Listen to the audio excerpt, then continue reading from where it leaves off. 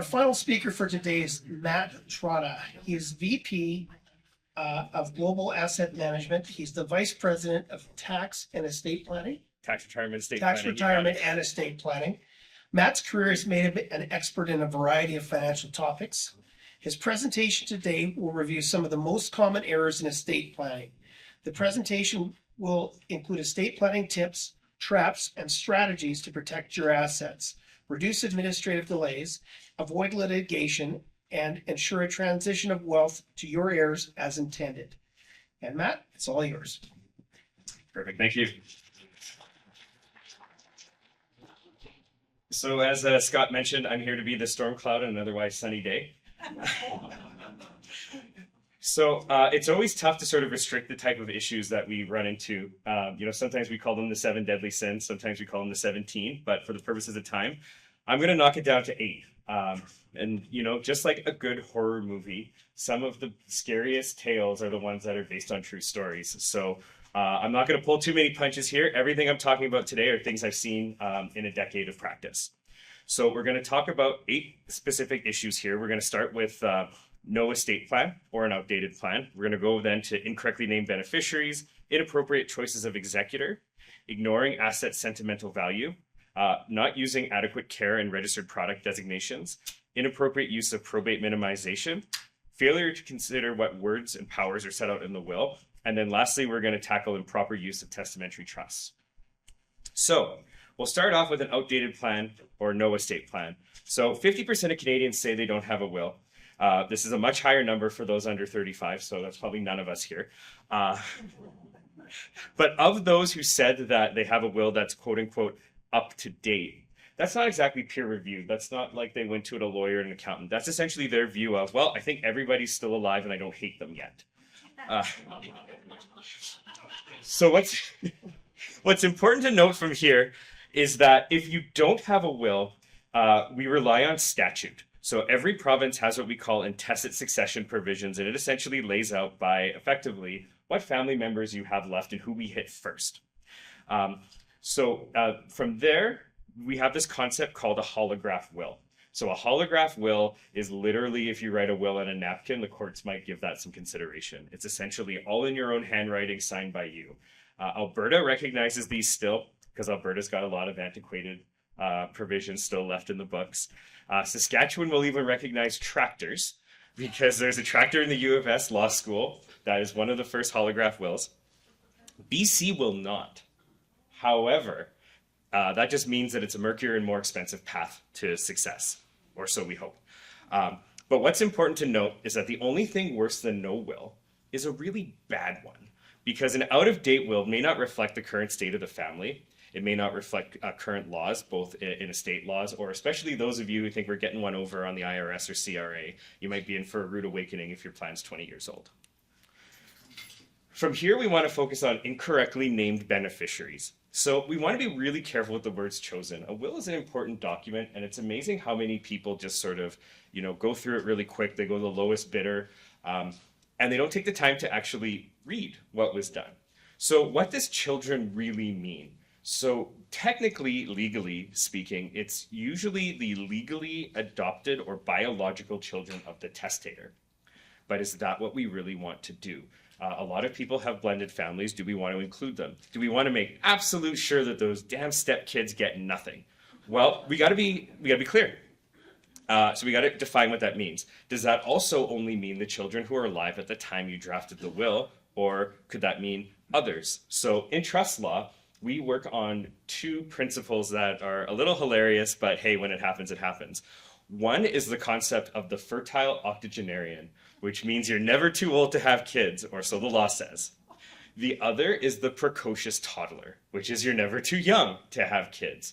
But that's what we want to plan against. We want to have realistic ideas that, if somebody adopts a child in their 60s or 70s, what that really comes into play is if there's a death in the family and you adopt your grandchild, is that grandchild now your child for the purposes of your will? Precision matters. From here, we want to define who are nieces and nephews. So a lot of families, a lot of friend groups, they're very tight, and it's Uncle Joe is a friend. And we want to benefit their kids. They're like my nieces and nephews. Well, the law says be precise. Are they really nieces and nephews, or are they just friends you want to gift to? So we want to be specific. We also want to be careful about how we name individuals. A lot of families, traditional families, reuse the same names. I mean, coming from an Italian background, the amount of Marios, Marias, Antonios, Luigis that are in the family, it's, who's who in the zoo, right? We want to be very specific on who we're talking about. Is this cousin Joe? Is this Uncle Joe? So we want to be precise. And we want to be very precise in when we use classes. So if we say, all of my children, namely, and we named 3 out of 4. Well, did we really mean all 4, or did we only mean the 3? So again, we want to be careful, because what happens if people aren't included? Lawyers love Latin, but unfortunately, we're not paid by how many Latin words we use in a will, but that memo needs to go out to some of the members of my bar. When we use terms like per stirpes and per capita, you know what works an awful lot better? Just saying what we mean. So we want to be very precise on what that means, because this can mean different things to different people. And once you get 2 lawyers in the room that have different interpretation, you can hear the dollar signs just starting to appear, right? So precision matters. We want to look at inter vivos trusts, because a lot of people get their estate planning news from the internet. And a lot of the stuff that you'll read comes from Ontario, or worse, it comes from the United States, which has very different tax laws. And so one thing we want to be mindful of is this concept of a pour over will. People think they're being smart. They're naming a trust as their beneficiary, where in Canada, that's not generally recognized. But if you read a lot of things on the internet, you'll see a lot of people talk about how great this is, because it's great in the United States, but it's not great in Canada. So we want to be mindful about who we're naming and how we're naming. So from here, we'll talk about charities. What happens if they're misnamed or whatnot? So let's take a closer look at charities. There's a lot of benefit to naming charities as beneficiaries. We want to be careful about how we do this. We may want to benefit a charitable cause. We may want to hand values to the next generation. We may be handing them the keys to a little bit of a philanthropic intent.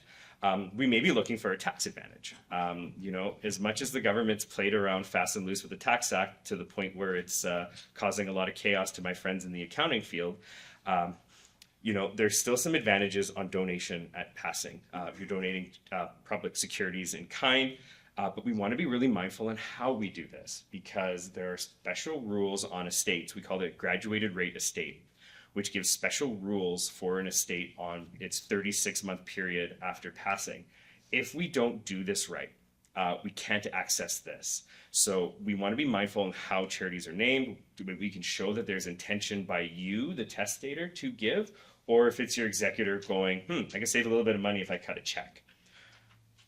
Because when we do this right, donation of capital of publicly traded securities has no capital gain, because we're giving the 100 shares of TELUS. So we're giving that, we haven't disposed of it. So the charity gets it, we get a tax receipt for the fair market value of those shares. Everybody wins, but we want to make sure we do it right.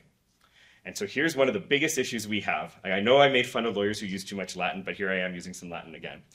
So there's this concept in wills law called a si pre, which essentially, there should be a provision if you're naming charities to say, what happens if we got the name wrong? And really, any lawyer worth their salt shouldn't be screwing this up, but I wouldn't be here if they never screwed up.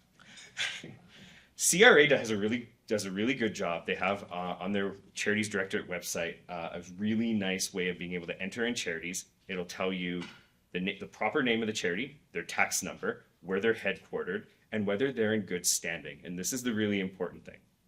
It also gives us an opportunity, because they have to report their activities, to see if it's really a good charity. Are they spending 90% of their budget on administration, and they've got a whole bunch of executives pulling $300,000-$400,000 a year? Maybe that's not the charity we thought it was. Or if we see it's a pretty thin administration cost and they're spending most of their budget on doing the things we want.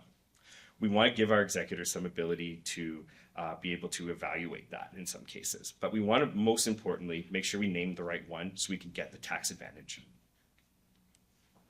So from here, we'll go to one of my favorites, inappropriate choice of executor trustee. So when I was in practice, I probably did about 1,200 wills for families. And the most important question every single time was, who's running the ship? Because I can tell you, I could do a really good job on an estate plan, but if we put an absolute rube in charge, they're going to find every single way to screw this up along the way. Even if we don't end up in litigation, we may have a longer, more expensive, more acrimonious administration. So let's make sure we get this one right. And there have been times in practice where I sent clients away and said, you're not ready yet. Figure out who your executors are, then let's come back and then let's start drafting. But what are some of the errors? And again, best is based on true story. Too young. Let's, we appoint somebody who says, I want to appoint my kids. Well, their kid's 20 years old. So they've never really faced an altering moment like the death of their parents. They've never had to be a project manager on an estate and deal with lawyers and accountants and advisors. Counter story to that, I had a 21-year-old executor who did a fantastic job when half of her family was killed in an accident. So it can be, there are exceptions to this rule, but let's be mindful of that. Generally, just appointing our kids just because may not be the best idea. The other extreme is we want to be careful not to appoint executors who are too old to complete the administration. So a lot of people will have either their spouse or they'll appoint friends in their cohort. Well, the issue is we need to be sure that if you are passed away, is the person you've appointed able to administer an estate, and let's call it 12 to 36 months to administer, and it could even be longer than that. Plus, if you've got minors you're holding money in trust for, or you've got other trusts you have within your estate, can they finish it? Do we have a contingency for that if they can't? Do we have a mechanism? Again, executor has insufficient experience or knowledge relative to the size of the estate and complexity. So, nobody's asking for the executor with the fold-out business card who's a lawyer, an accountant, an MBA. They can manage spacecraft. We don't need that. But we need somebody who's a good project manager, and we need to acknowledge if we've got a complex estate, it may be more than just appointing family. We also want to be mindful of living too far from the jurisdiction. So both from a practical point of view, and of course from a tax point of view, because tax acts loom large and not just ours. So anybody who's appointed in Lloydminster, Saskatchewan to appoint an Alberta estate is considered by the Estate Administration Act to be a foreign personal representative, even though they could throw a rock and hit Alberta.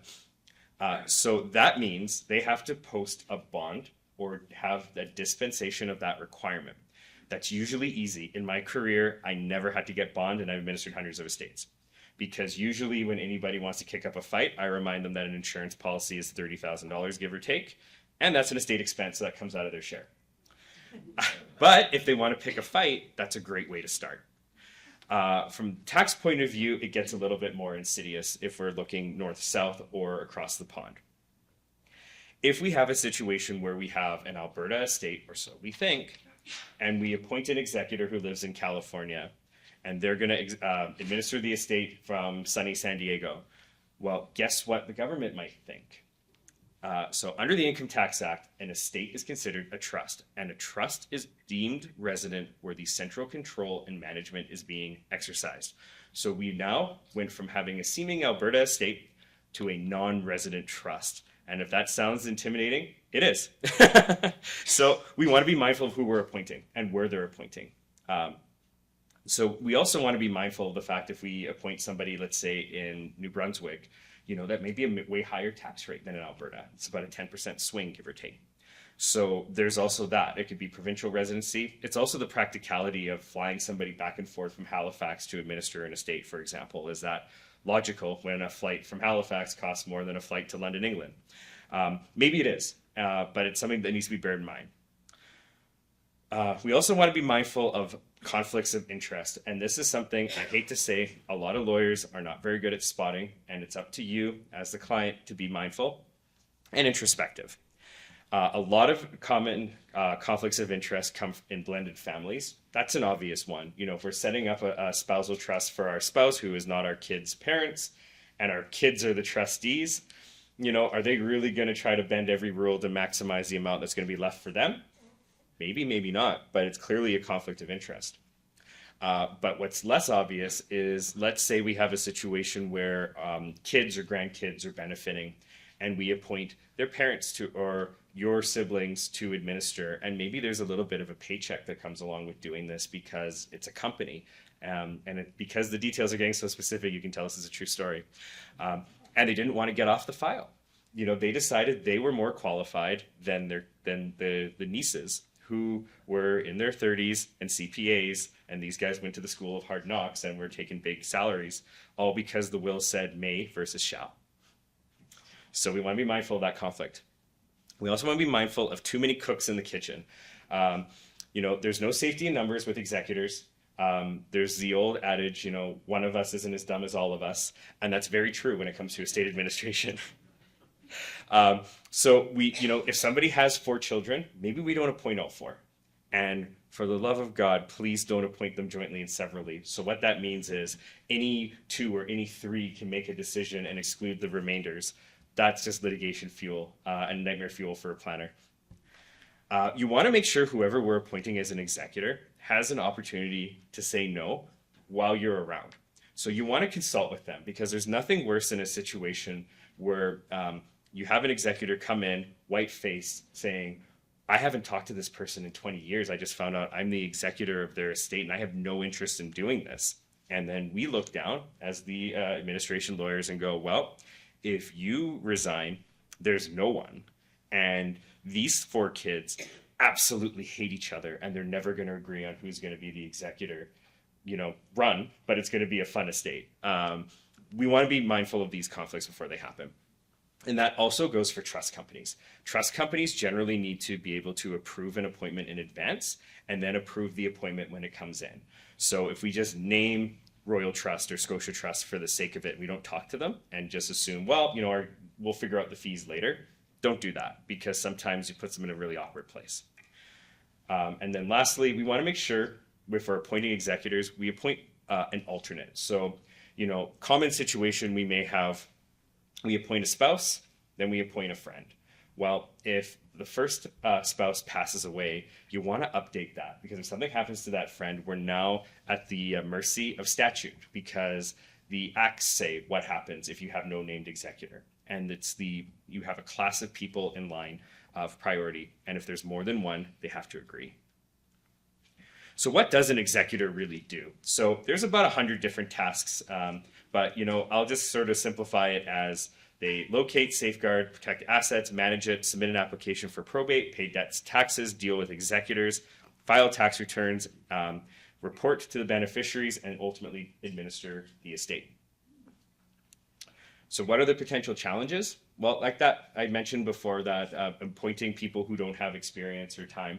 The problem is the paradox that often exists in families. The people that have the most experience or the most expertise are probably way too busy to do this. So, people may have a lawyer in the family, and I can tell you the last thing a lawyer wants to do is administer an estate.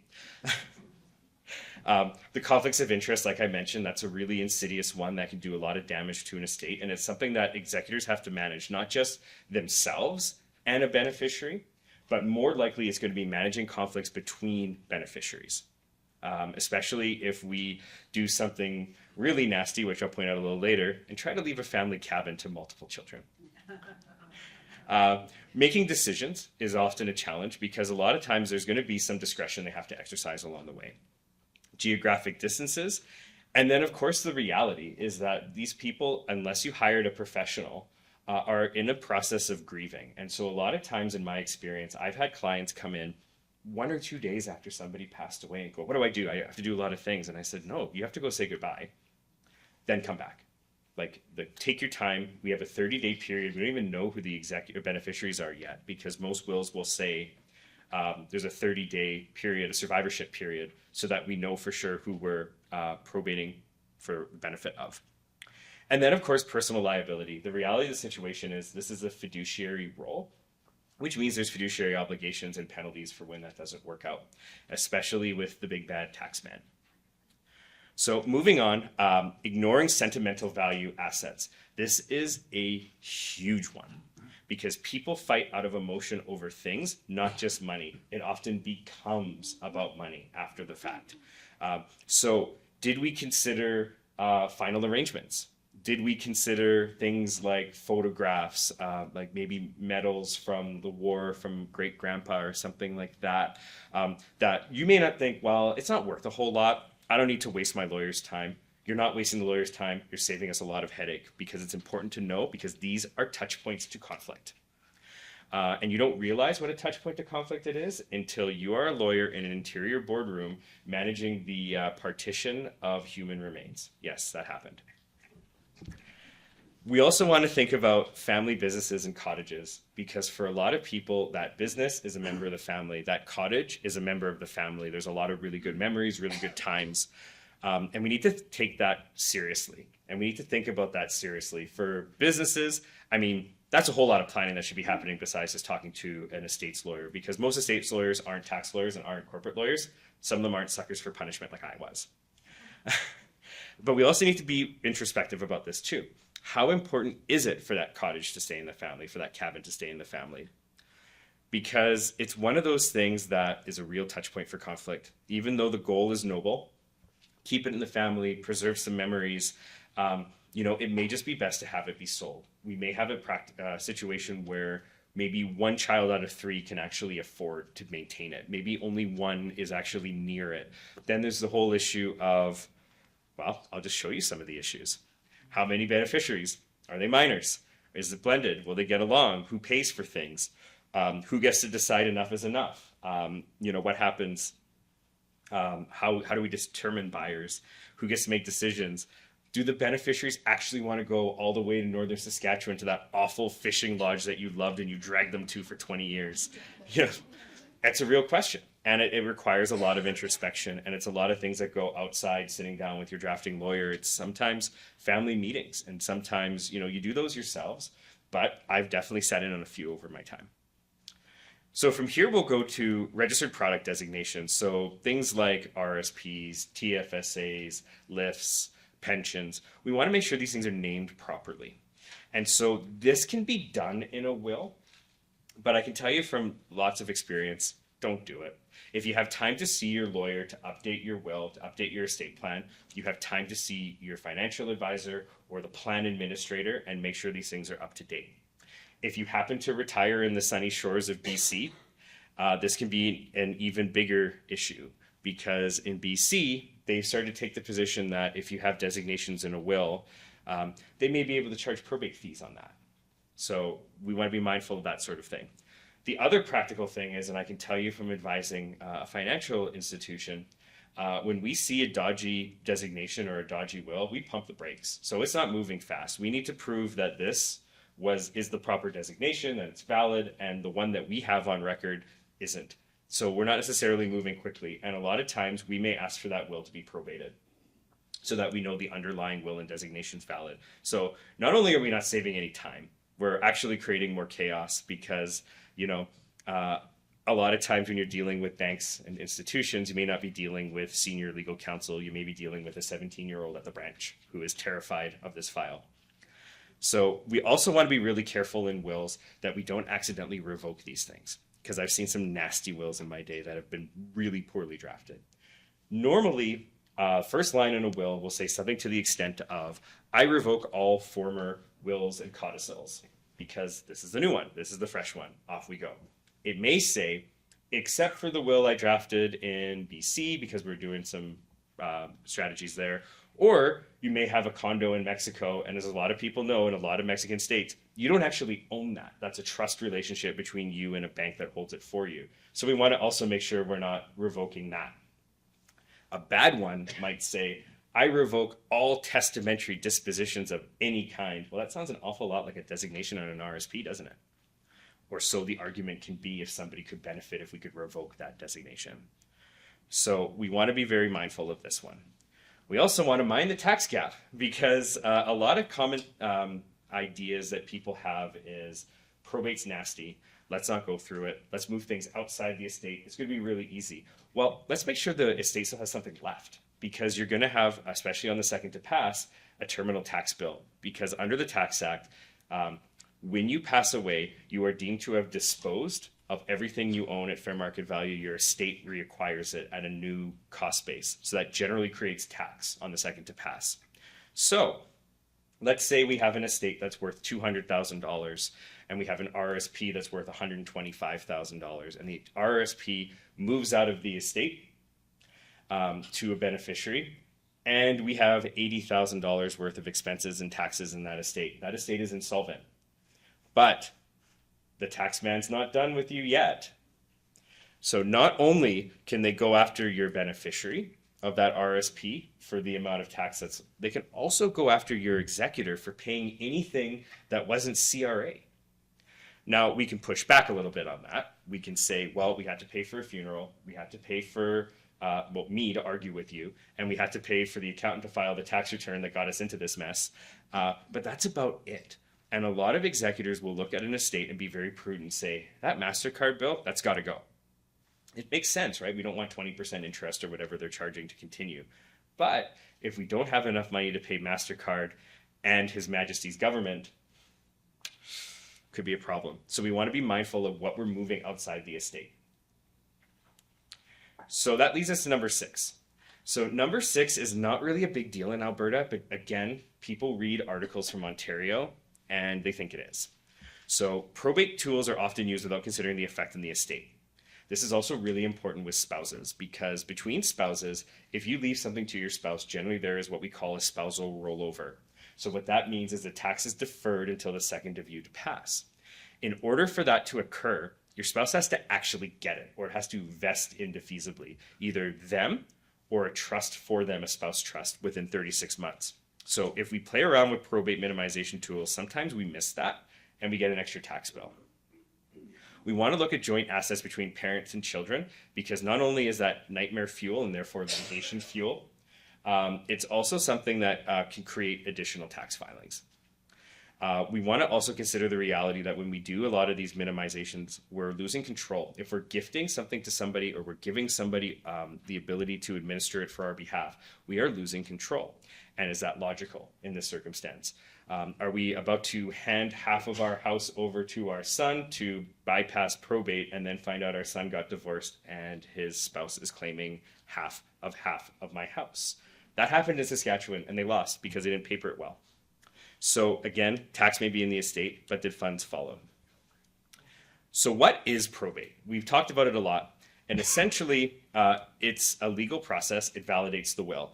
It confirms executor authority to act. It confirms that they've got the right document that they're presenting to everybody. It sets timelines for any sort of creditors, including spousal creditors. And so it helps protect the estate going forward. It may be required by an asset administrator, including a financial institution, because if you read your terms and conditions, who does that? They can ask for anything on any amount. So if you've got $2 in your savings account and they don't like the cut of your executor's jib, they can ask for probate. Usually they're a little bit more reasonable about that. Some will exempt on smaller amounts, but they have the right to ask for probate. Land titles will want to see a grant before they allow any sort of transfers on the property. So we may need probate anyway. And so this varies by province, but in Alberta, it's a whopping $525, whether your estate is $250,000 or $250 million. And it goes down from $525, depending on how small your estate is. Manitoba charges nothing. Quebec charges practically nothing. It's similar to Alberta. However, BC is up to 1.4% of the value of your estate. Ontario is up to 1.5% of the value of your estate. So when you read these things on the internet, those are the provinces they're thinking about. They're not thinking about Alberta. So when I talk about probate minimization tools, what do I mean? Generally, I mean these. Naming beneficiaries on designated registered plans to be able to bypass the estate, have it move outside. Naming beneficiaries on insurance contracts. The jointly held assets, so adding a child to an account, adding them to a property. But we want to be really careful with that, with control, with creditor concerns, with tax concerns, because we may be triggering a capital gain. When we sell the house later, it may have been your principal residence, but it may not have been your son's principal residence. And so we may have a tax hit we didn't expect, which, is going to eat up $525 really fast. Gifting before death. So a lot of times people will gift in advance of passing, but that's another one with caution, with extreme caution, because a lot of expenses go up significantly in the last few years of a person's life, especially if they need end-of-life care, if they need specialized nursing homes, live in nursing care or anything of that nature. So we want to be sure, because asking your child to give money back is a very ugly experience. Plus, we have the concept of, do we want somebody under a power of attorney to be gifting for you before you pass? Sometimes yes, but sometimes no. So very mindful on this one. We can use those inter vivos trusts, those trusts created in life, but we don't name them as beneficiaries in the will. But it's very common to have family trusts or to set up what we call alter ego trusts. So essentially, this trust is your alter ego. It's you as well while you're alive, but a different taxpayer during life. When you die, it's different. That's essentially what we call an alter ego. It bypasses an estate. They're not super common in Alberta because, again, we're playing with $525 of government fees. It's not something you would deal with. But if you're dealing in Ontario, 1.5% of a $5 million investment is a real dollar amount. The last one is also not very common in Alberta, but it might be if you have assets in other jurisdictions, is a multiple will. Essentially, a multiple will is we may have a will in Alberta that says I governs all my property in Alberta, wheresoever located, except in the province of BC. And then we have another one that is only for our BC property because we don't want our BC executor having to pay 1.4% on all the stuff we've got in Alberta that isn't nailed down to the floor. So number 7, we want to consider the words and powers in a will. So there's nothing worse than the 20, 30, 40-year-old wills that look like they were drafted on papyrus that also look like they were drafted using Shakespearean English and Latin, because those are hard to read. Reality is, every single will is not going before the Chief Justice of the Supreme Court and the preeminent legal scholars of our time. They're going in front of banks. They're going in front of land titles. They're going in front of families. So we want to write them so that those people can understand them. We're not going to get a pat in the back for an amazing use of diction by the Supreme Court when we do these things. But we also want to consider, have we handcuffed our trustees, beneficiaries, and advisors in the words we've chosen? I lovingly refer to this, and so do many others, as ruling from beyond the grave. Have we created the terms of a trust that are so rigid, so difficult, that we can't necessarily achieve them? And then what happens if we can't?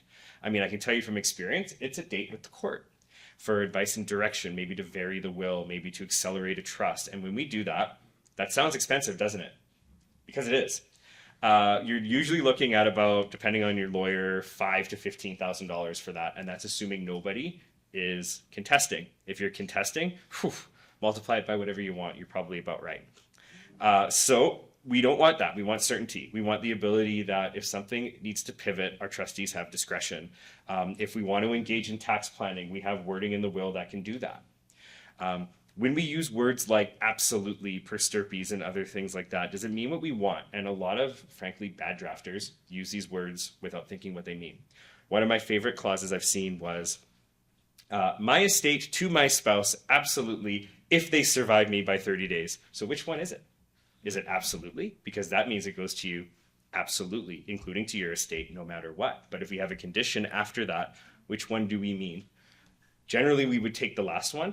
But if somebody wanted to pick a fight, if somebody died at day 28, and there's different beneficiaries on spouse's estate than who the alternate beneficiary would be on the first to pass, we might have ourselves a little bit of litigation. So let's be careful with what we say. Can beneficiaries access capital, and if so, under what circumstances? So very common, because you have to. If we've got a beneficiary under the age of 18, there needs to be some sort of trust set up for them, or it has to go to the public trustee if it's exceeding a certain threshold, which is a small amount. I believe it's something like $25,000, but don't quote me on that. But can they access it? Do we really want to run a testamentary trust for 15 years for a 3-year-old on $45,000? Probably not. So can we use it for expenses for parents? Can we give it to the parent and guardian? Do we have that discretion? We want to have that ability. Or worse, let's say we have a will that says, you know what, my kids should have to work for a living. They get their share when they turn 55 years old. They can retire a little early. Well, up until 2016, that was actually not bad planning, because that trust was considered another individual, and they had graduated tax rates as well. So it was great income splitting. Government saw that and said, oh, we can't have that. The rich are getting richer. So they changed those rules, and it's now the highest marginal rate. So in Alberta, that's 48% for every dollar in that trust that's retained as income. Now, all of a sudden, We either have to pour out everything to this person every single year until they turn 55 and effectively defeated the purpose. We also have to file tax returns every year. We have to file reporting schedules every single year. We may have a 21-year deemed disposition, which again is CRA's way of saying, I'd like your money now if I could. Because what that is every 21 years you're deemed to have sold everything in your trust and reacquired it. And so if that is a gain, you're taxed on that. So, but we're stuck. It's an age 55 trust. How do we get out? Well, we try to go to the court and try to jailbreak it as best we can, but courts don't always love doing that. Which brings us to improper use of testamentary trusts. These are really useful in the right circumstances. If we've got people with addiction, spendthrift, they're too young to take money. We want to be able to make sure they do education. They have a disability, and we want to keep it exempt from their assets and have a qualified disability trust. Very useful. But we need to be mindful of the tax on this now. They're taxed at the highest rate. We maybe have heard in the past, hey, these are really good for divorce claims. Sure. But, hope they're not in BC because everything's out the window out there. But in Alberta, if we've got a predictable income stream, we've got a trust that is kicking out $10,000 a year every year for the next 20 years, do you really think a court's going to go, nah? They'll say that capital may be exempt because that's what the Act says. It says the inheritance is exempt, but not that growth. And if that growth is predictable and always going to that one, we really haven't accomplished anything but giving an accountant something more to do and a lawyer something more to do, because ultimately we haven't really protected that growth anyway. So we want to be really careful about how we're doing that. Every year a trust is in existence, we have to consider that cost benefit analysis. So, do we really need to have a trust until we're 55? Do we need to have it until they're 25? What I usually tell clients is, we should be revisiting these things every 5 years or so anyway. So let's set it at a reasonable number. If we find, hey, our kids or our grandkids are really awful with money, they somehow managed to get in debt at 10 years old. We don't want that. Then we have a longer trust. We adjust it. It's worth it. The tax tail is not wagging the dog here because we've got a real non-tax issue that we want to manage. So we want to be careful because there's still benefits for doing these things, but we also want to make sure we're not just doing it for the sake of doing it. So to sum up, what we like to say is avoid sin. Just don't do these things that I told you not to do. Easy, right? Read these documents carefully. They should be worded well enough. You're all teachers. You read better than lawyers. But make sure if you can't understand the words that are there, that's a problem, because that means land titles probably doesn't. That means the bank probably doesn't. So make sure it complies with your wishes. You want to probably do this every year yourselves and every few years with a professional. You want to understand your estate plan before you get into probate minimization, if you're going to try to do that. If you really want to make sure some money goes outside your estate because people can't wait 6 months, 18 months, do it carefully and thoughtfully. And like I said, keep reviewing that plan and always use experienced specialists, because litigation lawyers are almost always more expensive than planning lawyers. I can tell you, when I did planning, we'd make deals, we'd do discounts, we wanted the business, we were friendly, we're all friends. But when I was advising litigation, it cost what it cost. It was an hourly rate, and if we needed to go spend 10 hours in mediation, it was 10 hours at $650 an hour.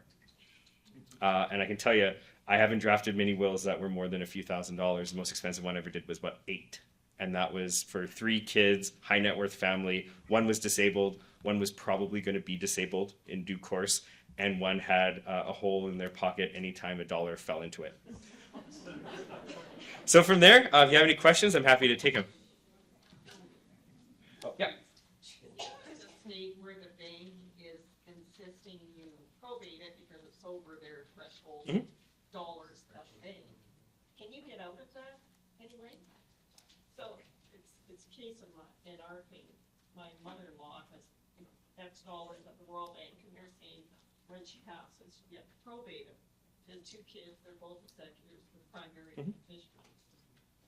So without digging into that too much, generally their terms of conditions say they can ask for that type of proof. Whether or not you want to do a full grant of probate or a limited grant on that account is going to be up to you. But yeah, generally if they don't want to recognize that authority, they usually need to see something from the court. That's their prerogative, unfortunately. thoughts on in trying to make it simple for grandchildren, just the difference between a trust fund and an account that's held in trust? Help me understand your thoughts on that. Sure. So, as far as the CRA is concerned, if it's held in trust, whether it's in an ITF or an in trust for account, or it's a formal bank account, if it's in the will that says you're holding it until this period, it's a testamentary trust and they want to see some documents. So if we want to keep it simple, sometimes the question will be, does it have to go directly to them? Can it go to their parents and guardians? Can we have them, if we have a good family relationship, hey, we give them $50,000 in the will, can they turn around and put $50,000 of their own money into an RESP for these kids? Can they recoup expenses? Do we have the luxury of that? Do we have a nice cohesive family unit? If we don't, unfortunately, sometimes what we need to do is have these things put into trust, and it costs what it costs, unfortunately, in many cases, because I've seen a lot of shortcuts on this, and especially now that CRA is asking a lot more questions than they used to, with who the beneficial owner of accounts are. The cost benefit doesn't necessarily mesh. So if all that to say, we have a minor, simple trust. Usually what we do is an age of majority trust. We say it has to be held until they're 18. We can gift to parents and repay expenses of the child in the trustee's discretion on 18. Off they go. Yeah. Beneficiaries pay tax on receipt of income? Generally, no. Can you repeat the question? Sure. So she asked if beneficiaries generally pay tax on what they receive from an estate. And the answer to that is generally no. The reason is the estate pays the tax on death, and then it distributes generally under what we call Section 107.2, which is a capital distribution. It's tax deferred until you spend it. And if it's cash, it's already been taxed. So if it's a cash receipt, like let's say the estate's already paid that tax on it, generally. So some of the exceptions might be if we're dealing with non-residents. So if we're dealing with Americans, for example, we might have, because they're not subject to that tax deferral under 107.2, we may have withholding on that situation. Especially because there's a lot of complicated tests on this, but effectively, if their receipt of the estate was derived from what we call taxable Canadian property, which is, amongst other things, your house. There's usually a long-term holding test on that, 60 months. So there may be withholding at that point. So we want to be mindful on that. But generally speaking, Canadian beneficiaries are getting cash. No, they're not taxed another time. Yeah. You mentioned probate planning and that British Columbia has some rules that are problematic for non-residents. Is it accurate to say that with BC's probate, that they can reach into your Alberta, through your Alberta will, and apply their probate fees to not only your Alberta assets, but also if you have assets in British Columbia, like real estate? So devil's going to be in the details, but largely Alberta real estate, absolutely not. So the BC Probate Fee Act, we'll see how good my memory is, essentially says that executors have to report anything in British Columbia and anything outside that is intangible if BC is your first stop. So if it's a BC estate first, and we didn't plan ahead with a multiple will that bifurcated Alberta, technically the executor would have to say, I have control of all these things in the first instance. So they may have to include everything but that Alberta real property. So, but if they're in Alberta and they're going to apply for BC after, no, they would only reseal, we call it, because they've probated in Alberta. Now they're going to BC for the rest. And that would generally only be what's like real property and what's nailed down to the ground if we've done some planning. You bet. Yep. Can I make that two executors in a will to act jointly or severally, because one of the executors lives in Alberta, one is outside? So that's a good question. So the question was, if we've got two executors, acting jointly and severally, so they can act independently of the other because one is resident in Alberta and one's a non-resident. So again, my answer is going to be the devil's in the details on this one.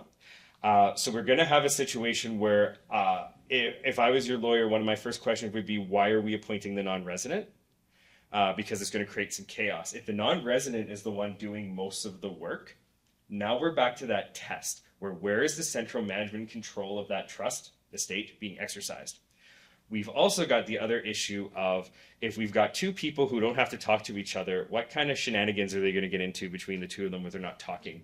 So what we generally would do, if we really want both people working together, they have to work together. If that non-resident has to come in to administer the estate, then so be it. If they talk over Zoom, over the phone, and the person in Alberta is just sort of the button man, so to speak. There's lots of ways around that, but we want to be mindful when we're appointing executors that are out of province and when they're not required to work together, because that can be a recipe for trouble. Even if we avoid the courts, it may just be long-term. People don't like talking to each other after that because they don't like the way it went. As simple as that. Yeah. How much should executors be paid from this estate? Oh, this is an awesome question. So how much should executors be paid? This is an ongoing question. Essentially, the courts have held that an executor is entitled to compensation in Alberta between 1% and 5% based on various factors, including the complexity of the estate, the amount of expertise they have, and generally how good they are. So in the case that sort of held this, it's called Reed Berry Estate. There was a really awful executor who got kicked off the file and still got 1%. And the replacement executors got 3.5%. Trust companies generally charge somewhere between the neighborhood of 1% and 4%. 1% if it's a big estate, 4% if it's a small one. So question whether that professional might be more worth it. But here's the other rub on that.